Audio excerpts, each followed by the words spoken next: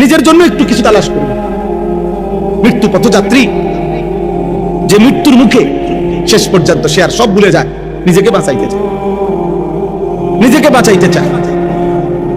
এই জন্য বাবা, আমরা প্রত্যেকেই আপনাদের কাছে বললাম, যারাই মনোযোগ দিয়ে শুনছেন, এটা মনে রাখতে হবে, আমার নিজের পরিবর্তন দরকার।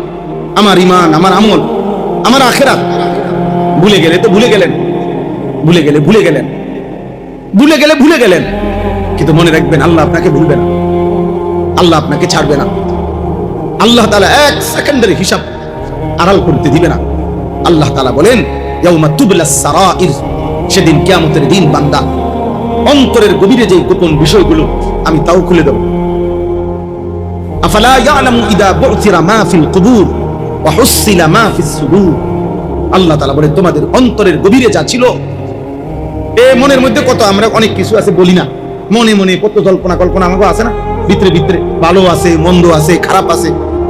নারী দেখলে, ছবি দেখলে, নর্তকী দেখলে, জিনার ব্যভিচারের দৃশ্য দেখলে, বেপর্দা মহিলা দেখলে, হারাম ছবি দেখলে, মানুষের টাকা পয়সা দেখলে, আরেকজনের বাড়ি গাড়ি দেখলে, কত কিছু ভিতরে মনে হয় না, কত বাজে কল্পনা, কত অসৎ কল্পনা, কত খারাপ চিন্তা ভাবনা। নাউজুবিল্লাহ।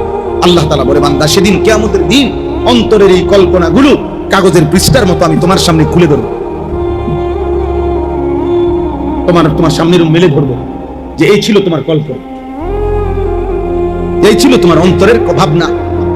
বান্দা এগুলোর জবাব দাও। এমন নিকৃষ্ট ভাবনা ভাবলা কেমন? এটা আল্লাহর কোরআন।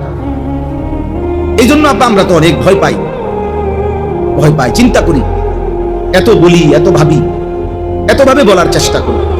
ছেলে পেলেদের এমন হালাত যে টোটালি মনে হয় যেন পৃথিবীতে আছে না আসমানে আছে, মাটিতে আছে না জঙ্গলে আছে, জানে না।